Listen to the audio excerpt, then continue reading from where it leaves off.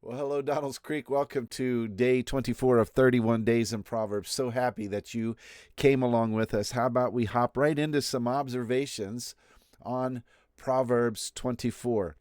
One of the first things that I noticed here, and this is a thing with other proverbs as well, but it's a repeating thing here in the beginning of 24, is that there's an issue stated and then it gets resolved or proof is offered. See if you see what I'm talking about here. We start with verse number 1. Be not envious of evil men, nor desire to be with them. The NIV says, do not envy the wicked, do not desire their company. Then verse 2, for their hearts devise violence, and their lips talk of trouble. So, see, problem number 1, don't envy. Don't envy, don't desire these evil men. Why? The resolve. Because their hearts devise evil, and their lips talk of trouble. So we have the issue stated, then the resolve. All right, let's look at number 3, verse 3 and 4, saying 21. By wisdom a house is built. This is a more positive one. By wisdom a house is built, and through understanding it is established. And then verse 4, here's the resolve. Through knowledge its rooms are filled with rare and beautiful treasures. So these are almost like couplets, just on a larger scale. You have a statement, and then the resolve, or statement, and then the proof. Let's just do one more. Look at verse 8. Whoever plans to do evil will be called a schemer. We'll deal with schemer here in a minute. Scheming. The devising of folly is sin, and the scoffer is an abomination to mankind.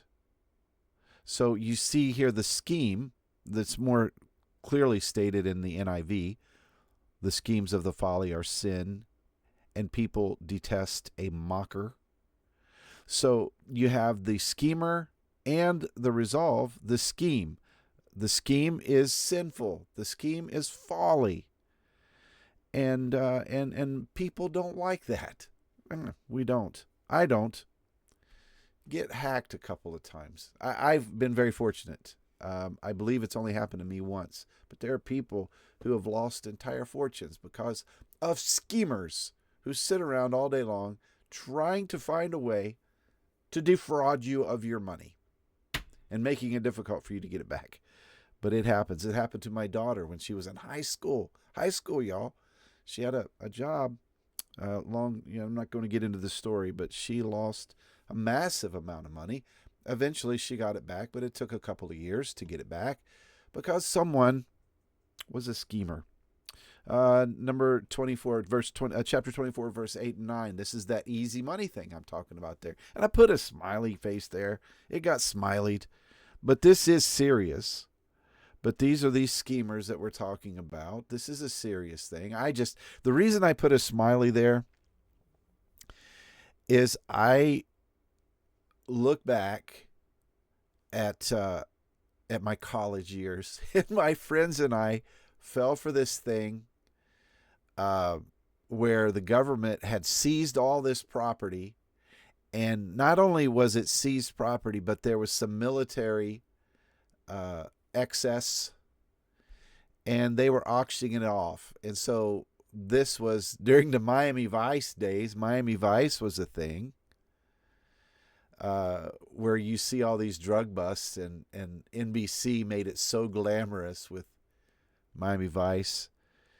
And evidently there was an abundance of Porsches and Ferraris and boats, yachts, that you could get for $50 and $100. Come on now. We saved up and sent for the catalog because we thought we could sell, like, one of these things is a year's salary. We just sell one boat. We buy one boat for $100 or $150. So that's a scheme. That's a smiley scheme. There are other schemes that aren't so smiley. There are other schemes that are very evil. Yeah, my dad, he knew He was wise. Oh my gosh. Kill me. The thoughts that we had back then, we were going to be rich, buying boats for $100.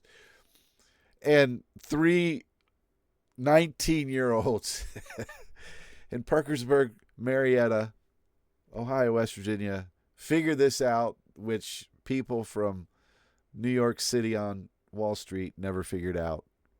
Yeah, we've got it figured out. But there are some serious parts of this where people really try to scheme. That's kind of like the main theme here in the early part. Let's look on to the next observation, chapter 24, verses 15 through 17. Let me read that real quick, because this really struck me. Saying 27, lie not in wait as a wicked man against the dwelling of the righteous. Do no violence to his home. Excuse me. Pardon me. For the righteous falls 7 times and rises again, but the wicked stumble in times of calamity. Isn't it true that in general, and this is one of those general truths, that those who are wicked, when they fall, you really don't hear from them again. Maybe in a small way, but they're just wiped off the radar and they just don't come back. But yet the righteous live for repentance. I think this is a great message for repentance, that we find ourselves in a sin and we just want out, and we get out and we rise up and we move on. Yet those who are evil, you've got nowhere else. You can only go down. And what are you going to do? Do evil harder? You're going to be evil more diligently? I don't know. That verse really stuck out. The other one that stuck out, last observation is the English Standard Version. This is from the English Standard Version Study Bible. Had this, and I found it really good. I'll just explode it there a little bit. This is after the sayings. We get to saying 30. It's in verse 23. After saying 30, which is verse 23. Through the end of chapter 24, you see this pattern.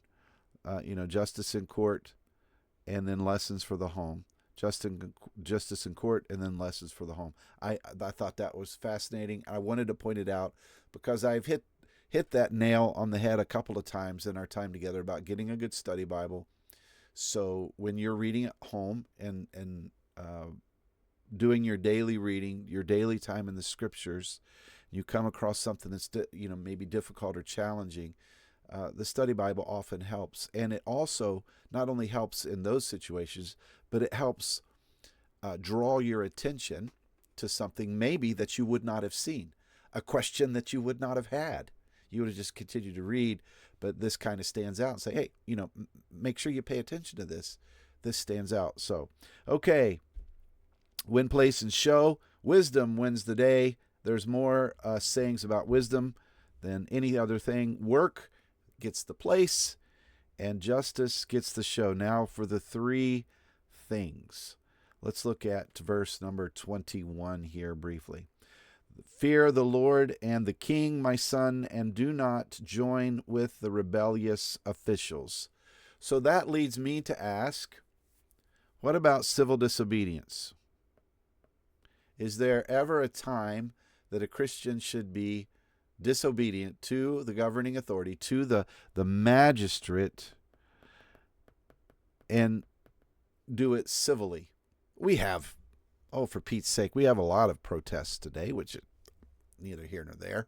I'm not going to spend time on that. We have them every day. They're on the news. Some, mostly lately, have been peaceful. But, you think back to some civil rights issues and, other things, the abortion clinics, the abortion mills. Is there a time to be civilly disobedient to the government? Not just protesting something, but when you are actually in violation of law. That's civil Disobedience. Freedom of expression, freedom of speech is not civil disobedience. That's part of the law. You're allowed to express yourself. But can a Christian disobey? Here it says, fear the Lord, fear the king. That's the tie-in with verse 21. Is there a time where a Christian can be civilly disobedient and disobey the king? I say yes. And I say yes for this reason. When the magistrate is corrupt, disobey. We have biblical examples of this. Can you think of Daniel? The law said, you can't bow down or pray to anything other than the king. Daniel not only disobeyed the law, he didn't do it in his closet. He did it right in front of a window. Come get me. Great attitude. Shadrach, Meshach, and Abednego in the same book, the book of Daniel, bow down to this. And they said, no, we're not bowing down. We serve God. We can't. They were civilly disobedient. When the magistrate is corrupt, civil disobedience is not, I think in some cases, not only okay, in some cases it's called for. We've got to do it. Thing number 2. Let's look at verse number 29, 24, 29, which says, do not say, I'll do to them as they have done to me. I'll pay them back for what they did. So yesterday, we got some clarification on forgiveness, and from the sermon that I had preached in Colossians about forgiveness, this is an example of that, of what I said yesterday, that forgiveness is not getting even. However, let's readdress this thing called justice. Justice also is not getting even. Okay? Justice is a societal example. This is how you maintain order. Justice is, people can look and say, I don't want that to happen to me. I'm not going to do that. Some people will say, I'll just be sneakier. We're back to our schemer, aren't we? That we're just going to be sneakier and not get caught. No, justice is not only, I mean, like you have instances where people get repaid, such as the earlier example of my daughter who was defrauded of several $1,000s. She got the money back eventually. So she did get the money back. In the Old Testament, the law is, we don't have that here, but if I stole $1, and got caught, I was to not only repay the $1, but also, because that's what I took, but also repay the extra $1. So to be clear, if I stole 10, and got caught, I would have to pay back the 10, because that's what belonged to them. That's what belonged to said person that I stole from. But I'd also have to pay back an additional 10. That additional 10 was to equal the amount that I tried to defraud someone. So it was always double. It was to pay back what was taken, and also to double up and say, you try to take this, give it back, and give back an extra 10. So justice is still at the heart of that, to be an example, to be an enforcement, to be an encourager of obedience, of staying in bounds inside the law. And it's never, as our verse here says, is just to pay them back. This is not to pay back.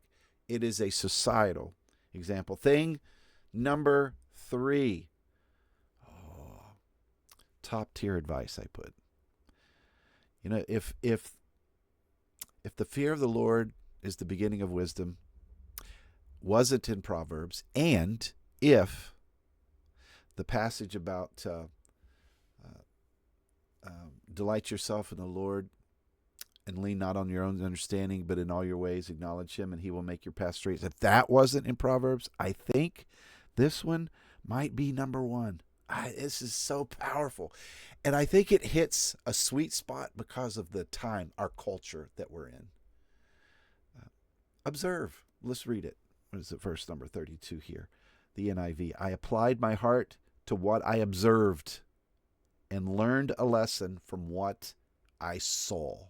And then he goes, and in this case, he sees someone who is not a diligent worker, someone who earlier in scriptures called a sluggard.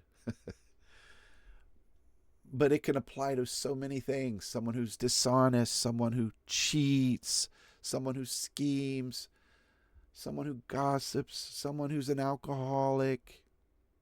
I observed their life, and I don't want any part of this.